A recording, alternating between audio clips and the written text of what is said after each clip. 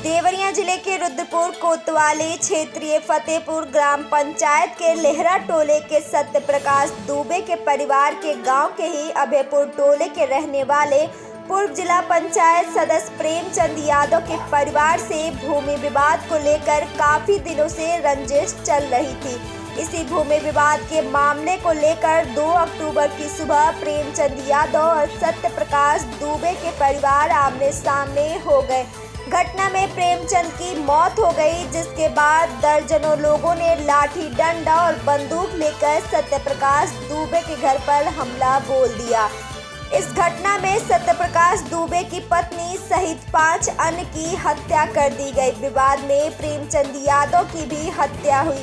घटना को लेकर जिले में सनसनी फैल गई। कानून व्यवस्था को संभालने के लिए जिले के आला अधिकारी और पुलिस मौके पर तैनात है।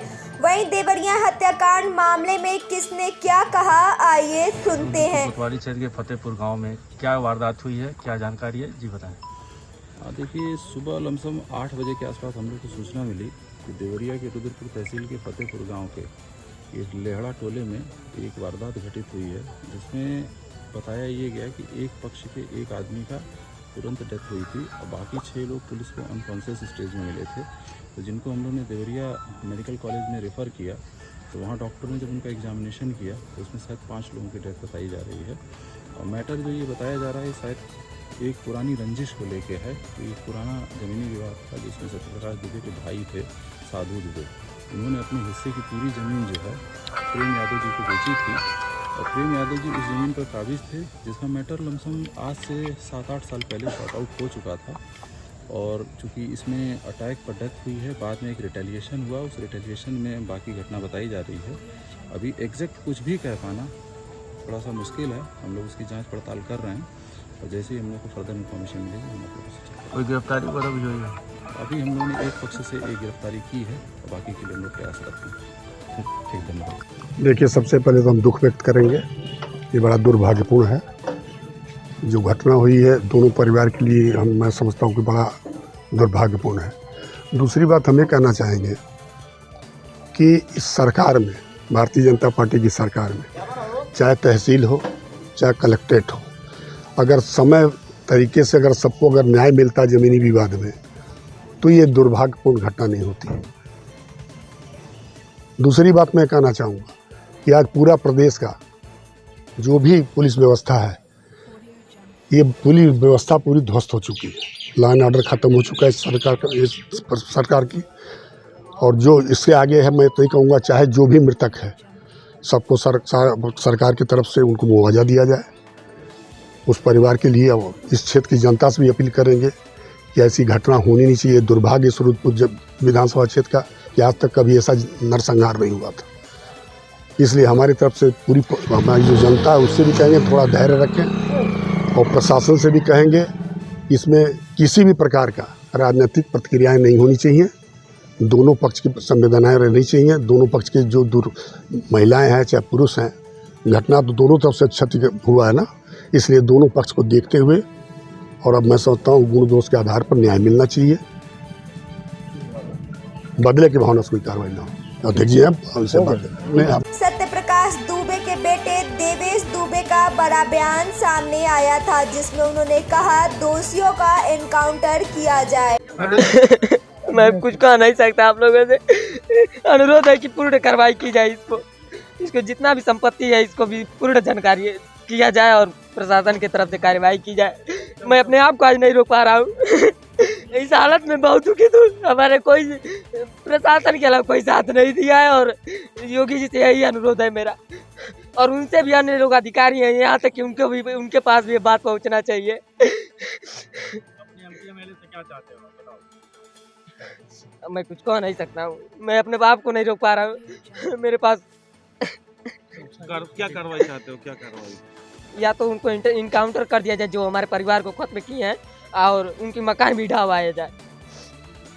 वहीं बीजेपी के नेता शशांक मणि त्रिपाठी ने पीड़ित देवेश कुमार दुबे को 1 लाख रुपए नगद सहायता धनराशि दी। ऐसी विभत्स घटना इस जिले में कभी न हुई है, न होनी चाहिए।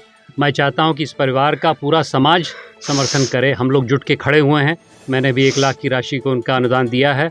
मैं चाहता हूं कि इनके परिवार को कभी नौकरी की ज़रूरत होगी, सरकार भी देगी, हम लोग भी करवाएंगे। जो बात इन्होंने रखी, जो मुलजिम हैं उनको हम गिरफ्तार करें, उनको कड़ी से कड़ी सजा दे, यहाँ पर न्याय मिले। और देवरिया की जनपद में हम लोग ये ऐलान करना चाहते हैं कि जो भी ऐसा अराजक तत्व है वह सरकार से तो छूटेगा नहीं, समाज से भी नहीं छूटेगा, समाज भी खड़ा हो जाएगा। आइए मिलजुल के इन अपराधियों का हम लोग खिलाफत करें, ताकि ऐसा परिवार सक्षम रूप में यहाँ पर जीविका बिता कर सके। भाजपा नेता संजीव कुमार शुक्ला ने कहा कि इस मामले में जो भी दोषी है उनके खिलाफ सख्त कार्रवाई की जाए। यहाँ का मंजर जो है उसका वर्णन करना बड़ा मुश्किल है। किस प्रकार ये विभत्स नरसंहार हुआ उसका ये साक्ष्य है। जहाँ दीवारें जो हैं वो क्षतिग्रस्त हैं, तो ये सोचने की बात है कि किस तरीके से उद्दंडता अपराधियों ने की, और इस अपराध की मैं बहुत कड़ी निंदा करता हूं।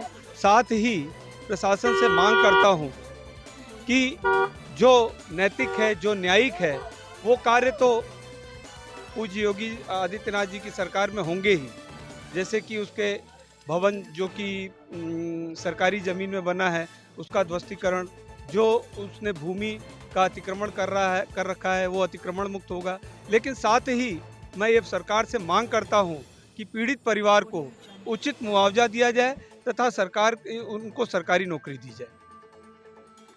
वहीं पत्रकारों से बातचीत करते हुए ओम प्रकाश राजभर ने कहा कि इस घटना में मेरी पार्टी दुखित है और पीड़ित परिजनों के साथ खड़ी है। घटना में जो भी दोषी है उनके खिलाफ सख्त कार्रवाई होगी। इसके लिए मुख्यमंत्री योगी आदित्यनाथ से मेरी वार्ता हो चुकी है।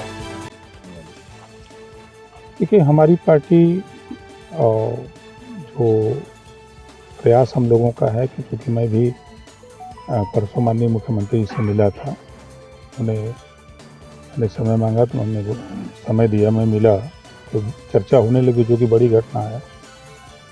तो हमने भी निवेदन किया उनसे कि जो जांच टीम गठित है त्वरित जांच हो और न्याय मिले। और इस मुद्दे पर क्या बात हुई मुख्यमंत्री से?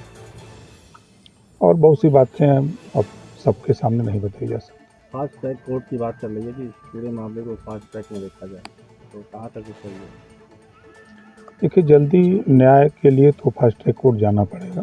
अगर लोगों की मांग है तो उसके लिए हम भी मुख्यमंत्री से मिलकर इस पर निवेदन करेंगे। पूर्व बेसिक शिक्षा राज्य मंत्री व भाजपा नेता सतीश द्विवेदी ने देवेश से मुलाकात की। क्षेत्र के लोगों से 2 लाख का आर्थिक सहयोग भेजा। आप आए हैं देवरिया में दुबे परिवार का हाल जानने, क्या आप सहयोग कर रहे हैं, क्या मांग कर रहे हैं यहाँ पे? देखिए, जो घटना देवरिया में हुई है उसको लेकर के पूरा प्रदेश, पूरा देश दुखी है। हम सब तो बहुत नजदीक के हैं, देवरिया आना जाना लगा रहा है। मैं तो 2000 पिछले उपचुनाव में जो उपचुनाव हुआ उसमें यहाँ प्रभारी था, इस कारण देवरिया से बहुत करीब से जुड़ा हूँ। इस नाते इस घटना से व्यक्तिगत रूप से बहुत दुखी था। पूरे भारतीय जनता पार्टी और अन्य विचार परिवार के लोग सब लोग दुखी थे। इसलिए हम सबकी इच्छा थी कि चल करके इस बच्चे का मनोबल बढ़ाया जाए। और जो तस्वीरें देख रहे थे परिवार के घर की, बच्चों की, तो उससे लग रहा था कि इतनी खराब आर्थिक स्थिति में रह रहा है ये परिवार। जो पैतृक संपत्ति थी, खेत था, वो सब तो दूसरे लोगों ने सब ले ही लिया था। इसीलिए सिद्धार्थनगर के हमारे कई जनप्रतिनिधि और हम सब लोग इस परिवार का संबल बढ़ाने, उस बच्चे को भरोसा देने के लिए आए हैं कि अभी आज के लिए नहीं, केवल जीवन भर के लिए साथ निभाएंगे, सहयोग करेंगे। और हमारे क्षेत्र के लोगों ने 2 लाख रुपए का आर्थिक सहयोग भी इस परिवार के लिए भेजा है, इसीलिए यहाँ आए। ये बताइए कि इस समय जहाँ इस परिवार पर नरसंहार हुआ, समाजवादी पार्टी राजनीति कर रही है, रोज एक उनके घर पे लोग जा रहे हैं, सपा के लोग, और आरोप लगा रहे हैं उल्टे देवेश पे और विधायक सदर पे जो लड़ाई लड़ रहे हैं। तो इस पर आपका क्या कहना है? पार्टी क्यों बैकफुट पर बीजेपी अभी है, क्यों नहीं कार्रवाई हो रही है वहाँ पे? नहीं, पहली बात तो देखिए, समाजवादी पार्टी हमेशा प्रदेश में जाति की घटिया राजनीति करती है, और न बीजेपी बैकफुट पर है, न सरकार बैकफुट पर है। योगी जी जो बार बार कहते हैं कि अपराध के प्रति, भ्रष्टाचार के प्रति उत्तर प्रदेश में 0 टॉलरेंस है, उसी दिशा में सरकार आगे बढ़ रही है। आप लोग देख रहे होंगे पहली ऐसी घटना हुई है इधर के कुछ वर्षों में। मुख्यमंत्री जी ने स्वयं घटना का संज्ञान लिया, स्वयं प्रदेश के उच्च अधिकारियों को भेजा, बच्चे से मिलने मेडिकल कॉलेज गए और तुरंत ही तमाम कार्रवाइयां चल रही हैं। एक कानूनी प्रक्रिया है, उस प्रक्रिया का पालन हो रहा है, पैमाइश हो रही है और जिन सरकारी जमीनों पर या अवैध जमीनों पर भूमाफियाओं का कब्जा हो रहा है उनको खाली कराए जाने की पूरी प्रक्रिया चल रही है।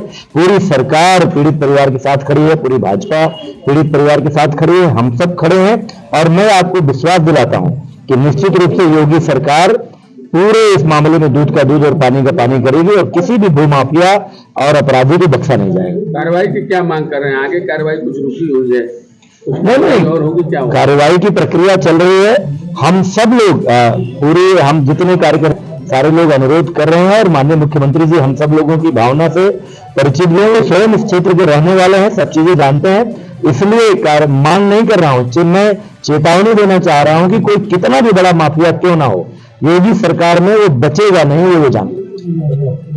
पत्रकारों से बातचीत में सपा पूर्व मंत्री ब्रह्मा शंकर त्रिपाठी ने पूरे मामले की सीबीआई जांच कराने के साथ साथ पीड़ितों को 1-1 करोड़ रुपए देने की मांग की। मैं परिवार के लोगों से मिला हूं। सबसे पहले इनकी आपत्ति ये थी कि हमारी दरखास्त लेके FIR दर्ज नहीं किया गया और इसका FIR इन लोगों के अनुसार होना चाहिए था। ठीक है, ये घटना इस फतेहपुर लेहड़ा को कलंकित किया है। ये दुग्धेश्वर नाथ का पवित्र भूमि है, इससे पूरे देश में बड़ी नामूसी हुई है।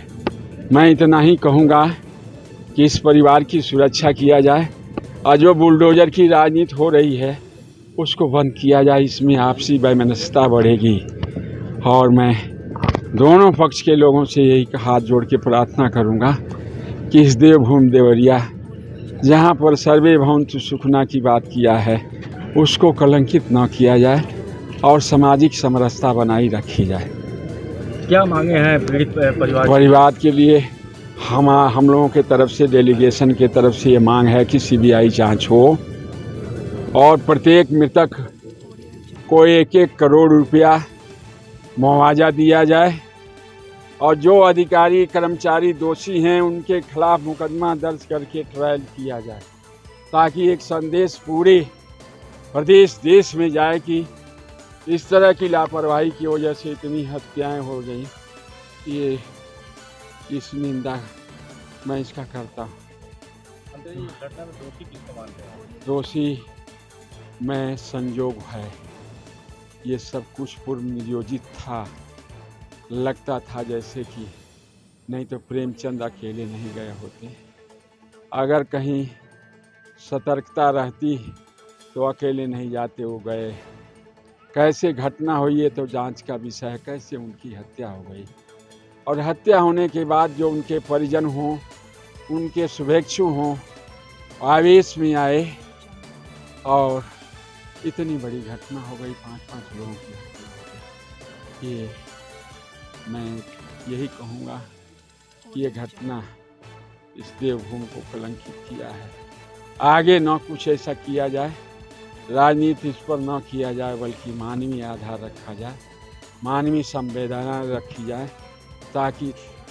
वहीं प्रेम यादव के वकील गोपीनाथ यादव ने कहा कि इस मामले में 3 मुकदमे किए गए हैं, जिसमें 2 फाइलों को साइलेंट मोड पर रखा गया, सिर्फ 1 फाइल में ही नोटिस दिया गया। आखिर प्रशासन की क्या मंशा है, ये समझ से परे है।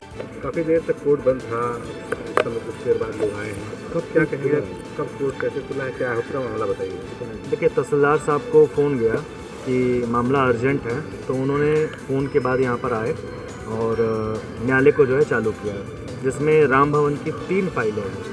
जैसे नोटिस का तामीला जो है वो तीनों फाइलों के बाबत कराना चाहिए था, लेकिन प्रशासन ने केवल एक ही नोटिस का तामीला जो छप्पर और बाउंड्री वॉल के बाबत कराया था। 2 फाइलों को साइलेंट कर दिया और संभवतः उसमें 4-10 को जो है नोटिस जारी करना दिखाया जा रहा है, जिसका संज्ञान हमारे अंदर नहीं था। अंदर गए, सुनवाई हुआ, उनको बताया गया कि उनकी पुत्रवधू ने ये एप्लीकेशन दिया है, राम भवन अपनी जो है जेल में बंद है, उनका वकालतनामा लगेगा। महोदय ने सुनवाई करने के पश्चात ये निर्णय लिया कि मैं स्वयं जाकर के स्थलीय निरीक्षण करूंगा और उसके उपरांत कोई कार्रवाई की जाएगी। आगे राम भवन का वकालतनामा हम तत्काल जो है साइन करा करके ला करके उनकी पैरवी करेंगे। जो साइलेंट जो फाइलें थी उसके बारे में क्या? 2 फाइलें जो आई हैं, एक 2725/0.045, ये जो नंबर है खलिहान का नंबर है, इसमें पक्की मकान और बाउंड्री वॉल आ रही है। और जो दूसरा नंबर है वो 2726/0.020 हेक्टेयर, इसमें भी आधा कट्ठा और वो वाले में 20 एयर इस दोनों में पक्की मकान और बाउंड्री है। मतलब पक्की मकान, बाउंड्री वॉल और उनका छान और बाउंड्री वॉल, यानी कंप्लीट उनका जितना मकान वगैरह है वो सारा का सारा इन्होंने बताया खलिहान में, नवीन परती में और वन की ज़मीन में जो है कब्जा है। सारा मकान, पूरी बिल्डिंग, सारी मकान और जो दूसरी मकान है वो, और उसके अलावा छप्पर, बाउंड्री वॉल, मतलब संपूर्ण तरीके से इन्होंने 3 मुकदमे दाखिल किया है। एक खलिहान की ज़मीन में है, एक बंजर की ज़मीन में है और एक वन की ज़मीन में है। 2 मुकदमे के बाबत आज ही जानकारी हुआ। इसकी जानकारी का नोटिस उन्होंने नहीं दिया था। कब मौका मुआयना कब जाएगा? ये 9 तारीख को वो स्वयं मौका मुआयना करेंगे, तहसीलदार साहब जो वर्तमान में आए हैं। उसके बाद क्या होगा? उसके बाद इसलिए निरीक्षण के बाद पाया जाएगा कि क्या सही है, क्या गलत है, क्या उन्होंने RC 19 जो जारी किया है वो सही था या नहीं था। उसके एवज में जो RC 20 जारी हुआ है वो रहेगा या खारिज हो जाएगा। अगर खारिज हो जाता है तो राम भवन के पक्ष में जाएगा, और यदि वो स्वीकृत हो जाता है तो डिमोलिशन तय है। लेकिन इसके बाद भी राम भवन अपनी पैरवी जो है वो सुनिश्चित तरीके से और विधि सम्मत करेंगे।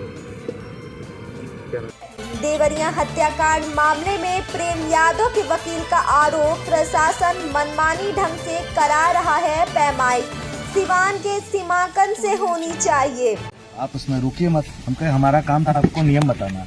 हाँ। आप नियम के तहत नहीं चलेंगे, हमेशा मेरा जो है उस पर आपत्ति रहेगा। लेकिन आप नहीं माने, उसके बावजूद भी खेत खलिहान फसलों को नुकसान करके निकलते हुए चले आ रहे हैं।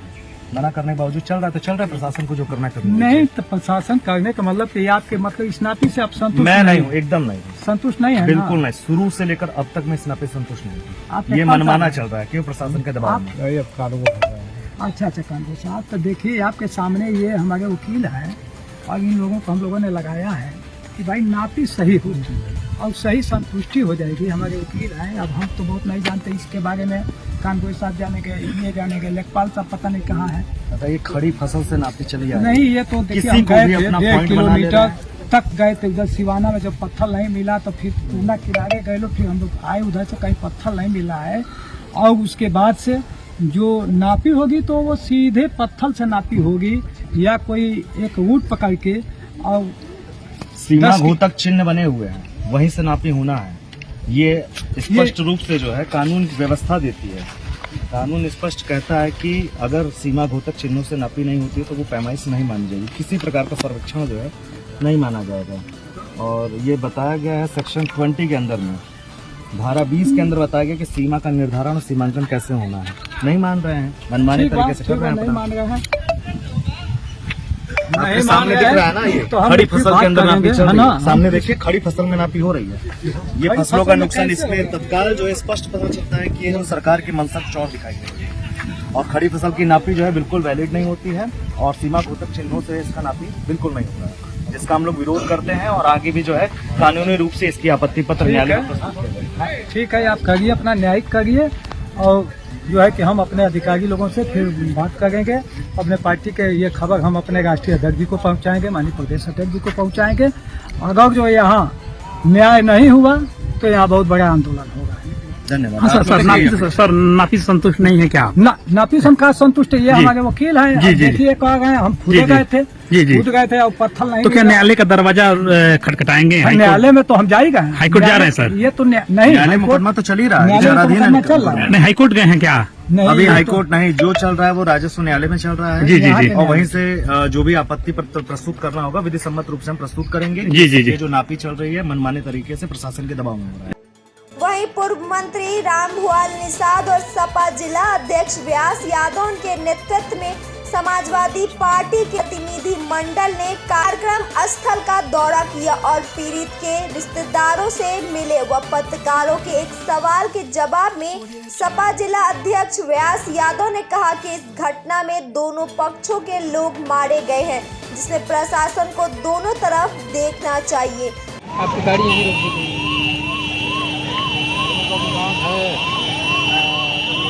तो जाने के आपकी भी गाड़ी रोकी गई। इस पे आप क्या कहेंगे? प्रशासन की मनमानी है। प्रशासन की मनमानी लिस्ट में हम लोगों का नाम है लहड़ा में जाने के लिए, काफ़ी सालों से गए हैं पहले, अभी हमको नहीं रोक रहे हैं। पूरे भीड़ चारों तरफ से आई हुई है, बैरियर लगा के जनपद में हर जगह लोगों को रोकने का काम किया जा रहा है। समाजवादी पार्टी के साथ अन्याय किया जा रहा है, पक्षीय राजनीति की जा रही है। पूर्व मंत्री हैं, उनके साथ काफिला गोरखपुर से आए, उनको क्यों रोका जा रहा है? वहाँ से यहाँ तक क्या कहते हैं? क्यों रोका? अब गोरखपुर से वो कम से कम और यहाँ रोका जा रहा है, ये घोर अन्याय है। फिर क्या है? क्या नाम है आपका? मेरा नाम प्रधान रामानंद यादव। कहाँ से हैं आप? हम बड़ा चिल्लू परिषद से। चिल्लू पर से आप आए हैं? दोनों परिवार से मिलने के लिए आप आए हैं? यही कहा कि हम दोनों परिवार से मिलेंगे, जो पीड़ित परिवार दोनों तरफ से मिलेंगे। दोनों परिवार का हत्या हुआ, एक परिवार का हत्या हुआ नहीं है। आने का उद्देश्य है एक परिवार हम मिलेंगे, सांत्वना देंगे, उनकी बात को समझेंगे।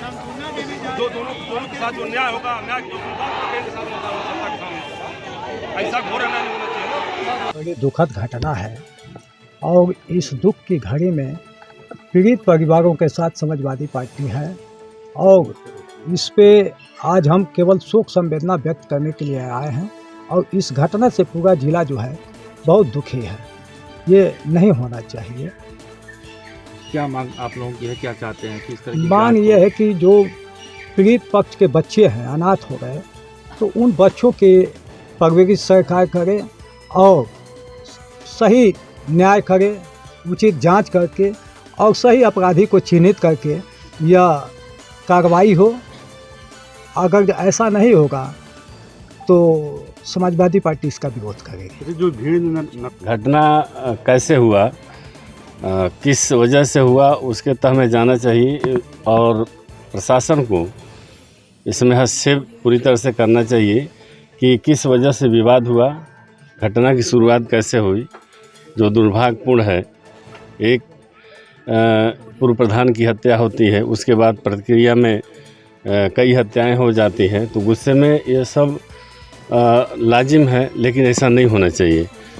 हमारा ये बात दोनों लोग सौहार्दपूर्ण अपना संयम से काम ले और आगे नेताओं को जो प्रतिनिधि हैं उनके सामने एक बहुत बड़ी समस्या आती है कि हम क्या कहें।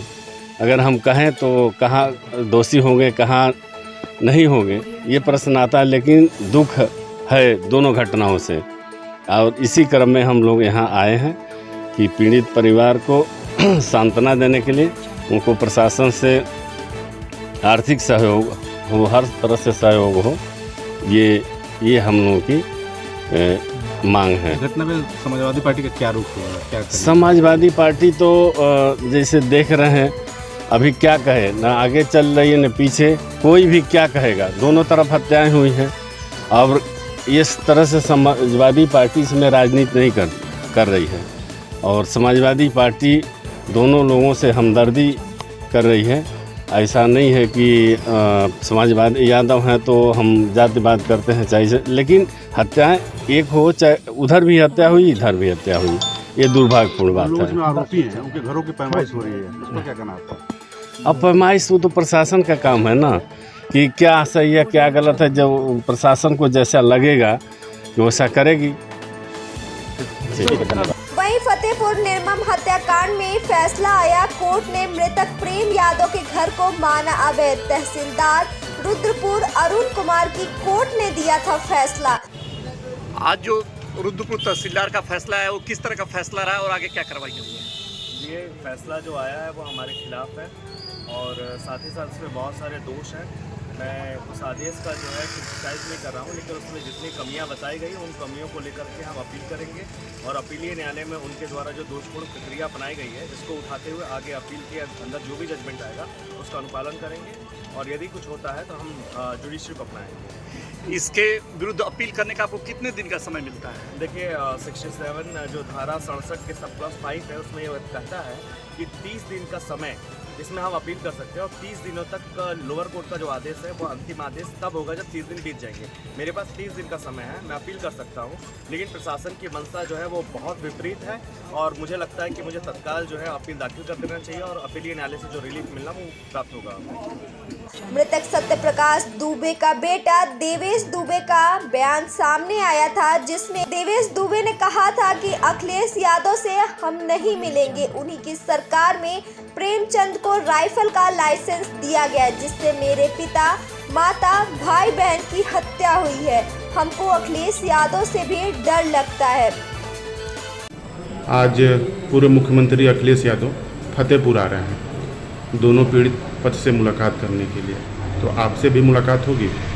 हम उनसे मुलाकात नहीं करना चाहते हैं, हम उनसे मुलाकात नहीं करना चाहते हैं। हमारे 2014 में उन्हीं की सरकार में, सपा की सरकार में ही हमारे चाचा जी के मंदबुद्धि थे, बाला फुसला करके बिना पैसे के बैनामा करा लिया गया और सपा की सरकार में ही 4-4 राइफल निकलवा लिया गया था और सपा की सरकार में बंदूक के नोक पर ही उन्होंने हमारा घर बनवाने जा रहे थे, हमारे घर को भी रोक दिया, क्योंकि जब तक बंटवारा नहीं हो जाएगा तब तक हम घर बनवाने नहीं देंगे।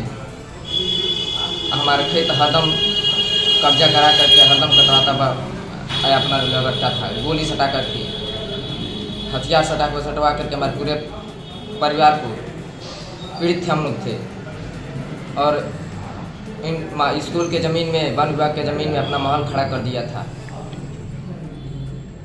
अच्छा, तो आप उनसे मिलना नहीं चाहते? नहीं, हम मिलना नहीं चाहते हैं, क्योंकि देखिए उनसे मिलना भी हमारा उचित नहीं है। हम उनसे मिलना ही नहीं चाहते क्योंकि हमारे जान माल का भी हम खतरा है।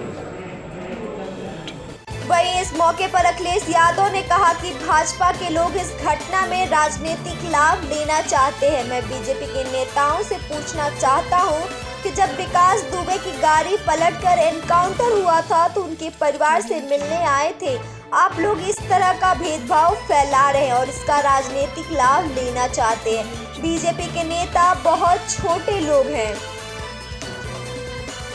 एक चुनौती है शासन प्रशासन और न्याय दिलाने के लिए, क्योंकि अभी तक ये जानकारी नहीं हुई कि पहली हत्या प्रेम यादव की कैसे हुई और क्या सरकार छिपाना चाहती है। जो जीरो टॉलरेंस की बात करते थे उन्हें कई अधिकारियों को सस्पेंड करना पड़ा और अगर अधिकारियों को सस्पेंड किया तो इसका मतलब ये है कि सरकार ये स्वीकार कर रही है कि अधिकारियों की नाकामी रही है, जिसके कारण इतनी बड़ी घटना हो गई। और फिर पारिवारिक चीज़ों में हम क्यों उलझें कि एक भाई ने ज़मीन बेच दी, वो भाई ज़मीन देने को तैयार है, तो ये ज़मीन का विवाद तो अलग बात है, लेकिन आखिरकार पीछे कौन है और फिर सरकार आखिरकार क्यों इसका राजनीतिक लाभ लेना चाहती है, सरकार क्यों राजनीतिक लाभ उठाना चाहती है। जीरो टॉलरेंस की बात जो करते हैं उन्हें कम से कम पूरा का पूरे दोनों परिवारों को न्याय दें। सर ये एक परिवार से मिलने के लिए गए थे, वहाँ पे मिला नहीं परिवार आपको, तो इसके पीछे क्या आप मानते? देखिए मैं तो परिवार से मिलने आया, घटनास्थल गया, उस गांव में भी गया जहां घटना हुई और श्रद्धांजलि भी दी जो परिवारों की जान गई है और इस परिवार से मिला। हमारे अंदर समाजवादियों के जितने साथी हैं वो सब चाहते थे कि दोनों परिवारों से मिलें। अगर वो परिवार नहीं मिलना चाहता, इसके लिए मैं क्या कर सकता हूँ। अगर वो परिवार नहीं मिलना चाहता है तो हम नहीं मिले। अब मुझसे ये पूछोगे कि मुख्यमंत्री हैं, डिप्टी सीएम हैं, विधायक हैं, मंत्री हैं, वो हम पे आरोप लगा रहे हैं, इस प्रेम यादव को माफिया कह रहे हैं, ज़मीन के गुंडा अपराधी कह रहे हैं, बुलडोजर की धमकी दे रहे हैं। अरे बताओ एक भी केस उसके पास हुआ उसके ऊपर? कोई प्रधान बनता है, जिला पंचायत सदस्य बनता है, समाज में अच्छा काम करता है, समाजवादी, बस उसका दोष इतना है कि समाजवादी पार्टी के पक्ष में और समाजवादी नीतियों का प्रचार कर रहा था। बुलडोजर संस्कृति नहीं हो सकती है लोकतंत्र में। और जो लोग बुलडोजर, अरे बुलडोजर क्या कार्रवाई करेगा, तुम और भड़काना चाहते हो, अरे ले जाओ ना, तुम मुख्यमंत्री से ले आओ ना बुलडोजर, तुम ले आओ पत्रकार भाई, तुम्हारा मन कर रहा हो तो। यहाँ भी नोटिस चिपका दिया गया है, आपने देखा? तो ये क्या अधिकारी क्या है, सरकार के सारे पे काम कर। इसीलिए मैंने कहा शासन प्रशासन के लिए और न्याय के लिए देवरिया कांड एक चुनौती है। और अगर डीएम ये स्वीकार कर रहे हैं कि एक घटना के बाद दूसरी घटना रिटेलिएशन है, और तीसरी बात सरकार ये स्वीकार कर रही है कि उनके छोटे अधिकारियों से गलती हुई है, जिसकी वजह से कितने अधिकारी सस्पेंड हुए। मैं अपने पत्रकार साथियों का धन्यवाद देता हूं कि आप लोगों ने लगातार घटना के बारे में समय समय पर जानकारियां दी। देवरिया कांड शासन प्रशासन और न्याय के लिहाज से बहुत ही महत्वपूर्ण है, और जिस तरह की घटना हुई है हम सभी लोग मिलकर के उस घटना का निंदा करते हैं। ऐसी दर्दनाक घटना उत्तर प्रदेश में देखने को नहीं मिली। इधर ऐसी घटनाएं नहीं हुई थी कि जहां पर इस तरह का घटनाक्रम हो कि लोगों की एक साथ इतने लोगों की जान चली जाए। जिस समय घटना हुई उसके बाद सभी चैनल, टीवी और सबने जानकारी देना शुरू कर दिया। मुझे याद है मैंने डिस्ट्रिक्ट मजिस्ट्रेट का वो बयान सुना जिसमें यहाँ के डिस्ट्रिक्ट मजिस्ट्रेट ने कहा कि घटना के बाद रिटेलिएशन में दूसरी घटना हुई है। तो ये विषय शासन प्रशासन और न्याय के लिए महत्वपूर्ण इसलिए बनता है कि अभी तक सरकार जो जीरो टॉलरेंस की बात करती थी, घटना पहली कैसे हुई उसकी भी सच्चाई अभी तक सामने नहीं ला पाए। प्रेम यादव का मरना, उन्हें घर बुलाना, उसके बाद किसी धारदार हथियार से जान ले लेना, उसके बाद आसपास के क्षेत्र पे ये सूचना मिल जाना कि उनकी जान चली गई, लोग गए और उसके बाद ये घटना हुई। मैं मौके पे घटना में पहुंचा हूं, देखा है मैंने। उस परिवार के रहने का और उस परिवार में जो घर बना वो मैं देख करके आया हूं। वो घर और ये घर जहां प्रेम यादव थे दूर था। आखिरकार किन परिस्थितियों में वहां जाना पड़ा उन्हें? क्या वजह थी कि सुबह ही सुबह वो मौके पे चले गए? अगर किसी की नीयत और मंशा ये थी कि उसे हमला करना है या उसकी नीयत और मंशा ये होती कि उस पर हमला होगा तो वो तैयारी से जाता, किसी भरोसे के साथ, और अपनी मोटरसाइकिल से यहाँ से वहाँ प्रेम यादव पहुँचे। उसके बाद उनकी जान ले ली गई। मैं यही कहना चाहता हूँ इस मौके पर, मुख्यमंत्री जी का गृह जनपद है, मंडल मत बोलिए क्योंकि दूसरा जिला बगल का जिला भी घर मानते हैं। देवरिया, गोरखपुर, कुशीनगर, महाराजगंज, वो अपने आप को दावा करते हैं कि वो घर है उनका और जनता ने वोट भी दिया उन्हें। लेकिन जीरो टॉलरेंस वाले लोग इस तरह की भेदभाव फैलाएंगे, इस तरह की घटना होने देंगे और फिर उसका राजनीतिक लाभ लेना चाहेंगे आप। ये जितनी भी तस्वीरें आई हैं, जो बीजेपी के नेताओं की आई हैं तस्वीरें मैंने देखी हैं और लोगों ने चर्चा की उन तस्वीरों को देख करके, बीजेपी के लोग घटना से राजनीतिक लाभ लेना चाहते हैं। मैं उन्हीं बीजेपी के नेताओं से पूछना चाहता हूं कि जिस समय विकास दुबे उसकी गाड़ी पलटा करके इनकाउंटर किया था तो क्या उसके परिवार के लोगों से आपने गले लगाया था, गले मिलने गए थे आप? और याद कीजिए वो जगह कानपुर देहात की जहां एक पिता के सामने उसकी पत्नी और उसकी बेटी की जान ले ली बुलडोजर ने आग लगा करके। क्या ये बीजेपी के लोग उनके परिवार के लोगों से गला मिलाए लगे थे जाकर के? और मुझे याद है जब उसका परिवार का बेटा डीएम आवास में धरना दे रहा था ठंड में, उसके पूरे कपड़े उतरवा करके पुलिस ने पीटा था, उसको मारा था। उत्तर प्रदेश के लोग वो घटना भी नहीं भूलेंगे कि जहां पे एक आईपीएस ने एक ब्राह्मण परिवार की जान ले ली थी। आईपीएस उत्तर प्रदेश नहीं रह पा रहा था, भगोड़ा बन गया था, अंततः उसको जेल जाना पड़ा। तो बीजेपी के लोगों से मेरी यही सलाह है, बहुत छोटे लोग हैं, किसी के दुख में चश्मा लगा करके तुम दुख प्रकट करना चाहते हो? इससे ज्यादा घटिया काम राजनीति में कोई नहीं कर सकता। ये वो लोग हैं जो घटना में राजनीतिक लाभ लेना चाहते हैं। मैं तो कहता हूं अगर ये निष्पक्ष हैं और जीरो टॉलरेंस इनके मन में है अगर, तो दोनों परिवारों की मदद करें और भेदभाव नहीं होना चाहिए। आप बुलडोजर से इस घर को डराना चाहते हैं।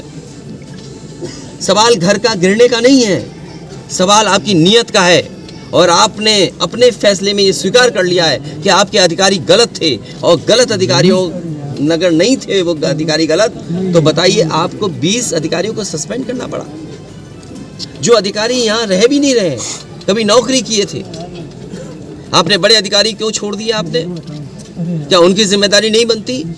अगर आपको ये महसूस हो रहा था कि छोटे अधिकारियों के कारण ही ये ज़मीन इस तरह के विवाद बढ़ा है, तो आपने बड़े अधिकारियों को क्यों छोड़ दिया? आपकी जीरो टॉलरेंस की पॉलिसी कहाँ चली गई? और फिर आप इस घटना से राजनीतिक लाभ लेना चाहते हो। आप सवाल ये नहीं है कि एक समुदाय किस जाति बिरादरी का है, दूसरा समुदाय किस जाति बिरादरी का है। सबसे बड़ा सवाल है इस सरकार में इन लोगों की जान गई है और आपकी जीरो टॉलरेंस की पॉलिसी से उन परिवारों के सदस्यों की जान नहीं आने वाली। और ये जो डर दिखा करके आप डरना चाहते हो, जब जनता खड़ी हो जाती है, जनता की ताकत के सामने सरकार की ताकत टिक नहीं सकती। सरकार की ताकत कुछ भी नहीं है जनता की ताकत के सामने। आज इस परिवार के और सदस्यों पे आप अन्याय कर रहे हैं। FIR लिखने का तरीका क्या उंगली नहीं उठाता? और मैं तो पत्रकार साथियों से कहूँगा कि आप में से कुछ लोग कानून की जानकारी रखते हैं, कानून को समझते हैं, क्योंकि इतना अनुभव आपको हो गया है घटनाओं को देखते हुए और अधिकारियों से बात करते हुए, आप समझते होंगे। सोच एक चुनौती है शासन प्रशासन और न्याय दिलाने के लिए, क्योंकि अभी तक ये जानकारी नहीं हुई कि पहली हत्या प्रेम यादव की कैसे हुई और क्या सरकार छिपाना चाहती है। जो जीरो टॉलरेंस की बात करते थे उन्हें कई अधिकारियों को सस्पेंड करना पड़ा, और अगर अधिकारियों को सस्पेंड किया तो इसका मतलब ये है कि सरकार ये स्वीकार कर रही है कि अधिकारियों की नाकामी रही है, जिसके कारण इतनी बड़ी घटना हो गई। और फिर पारिवारिक चीज़ों में हम क्यों उलझें कि एक भाई ने ज़मीन बेच दी, वो भाई ज़मीन देने को तैयार है, तो ये ज़मीन का विवाद तो अलग बात है, लेकिन आखिरकार पीछे कौन है? और फिर सरकार आखिरकार क्यों इसका राजनीतिक लाभ लेना चाहती है? सरकार क्यों राजनीतिक लाभ उठाना चाहती है? जीरो टॉलरेंस की बात जो करते हैं उन्हें कम से कम पूरा का पूरे दोनों परिवारों को न्याय दें। सर ये एक परिवार से मिलने के लिए गए थे, वहाँ पे मिला नहीं परिवार आपको, तो इसके पीछे क्या? मैं आपसे कह रहा हूँ, आप पत्रकार साथी, मैं कोई ये परिवार अगर पढ़ेगा लिखेगा, जो पढ़ाई करना चाहेगा, जो मदद कहेगा मैं करूँगा। यूपी में परिवार की हम मदद करेंगे और मैं सरकार से कहूँगा कि अगर वो सरकार मदद करती है तो दोनों परिवार की मदद करें। सर जो इंडिया गठबंधन में मध्य प्रदेश में समाजवादी कांग्रेस और सरकार की तरफ से कहा जा रहा है टिकट जो न्याय हो रहा है, मगर यहाँ साफ साफ दिख रहा है जातिवाद हो रहा है, इसको किस तरीके से देखते हैं? इसीलिए मैंने कहा, देखिए योगी की सबसे बड़ी परिभाषा यही है, जो दूसरे का दुख अपना दुख समझे। मुख्यमंत्री जी को किसी के साथ भेदभाव नहीं करना चाहिए अगर वो मुख्यमंत्री उत्तर प्रदेश के हैं, और किसी भी घटना से राजनीतिक लाभ नहीं लेना चाहिए। अगर इस सरकार ने न्याय दिया होता, न्याय पहले दिन से देना शुरू किया होता, तो शायद हम लोगों पे भी दबाव नहीं बनता कि हम आते हो घर परिवार के लोगों से मिलते आकर। सर कांग्रेस के लोग कह रहे हैं कि आप बीजेपी को फायदा पहुंचाना चाहते हैं मध्य प्रदेश।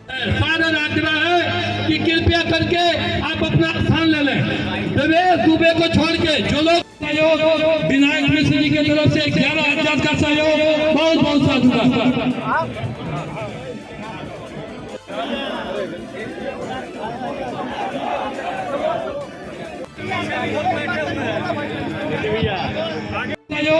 विनायक मिश्र जी की तरफ से 11,000 का सहयोग, बहुत बहुत साधुवाद। श्री शशांक मणि जी पुत्र लेफ्टिनेंट श्री प्रकाश मणि जी के तरफ से 1 लाख मिल चुका है, उनको बहुत बहुत साधुवाद।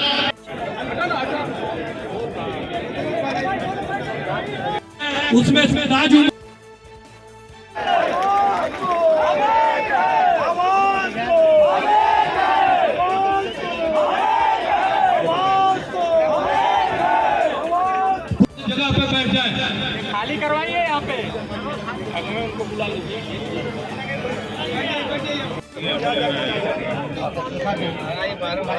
प्रदीप पांडे 51 सांसद और आपके पिताजी 4 बार सांसद रहे हैं। आदरणीय रविंद्र कुशवाहा जी का आगमन हुआ है। जोरदार ताली भाई रविंद्र कुशवाहा जी।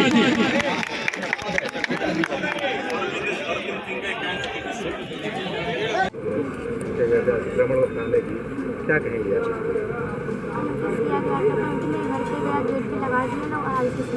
आगे रात दिया गया था तो हम लोग आए वहाँ 1 घंटा उनका वेट किए रिश्तेदार वो आए तो यहाँ हमें पूरा भरोसा है कि हमारे साथ जरूर जाएंगे वो चेंज करेंगे इंसाफ दिलाएंगे हमारे घर में गिरने देंगे वो।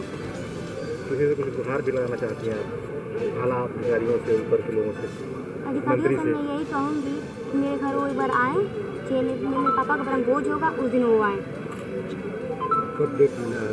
17 को डेट मिला है ठीक बिना 17 को आएंगे और मेरे पापा का ब्रह्मभोज उस दिन होगा उस दिन सभी सारे अधिकारी आए।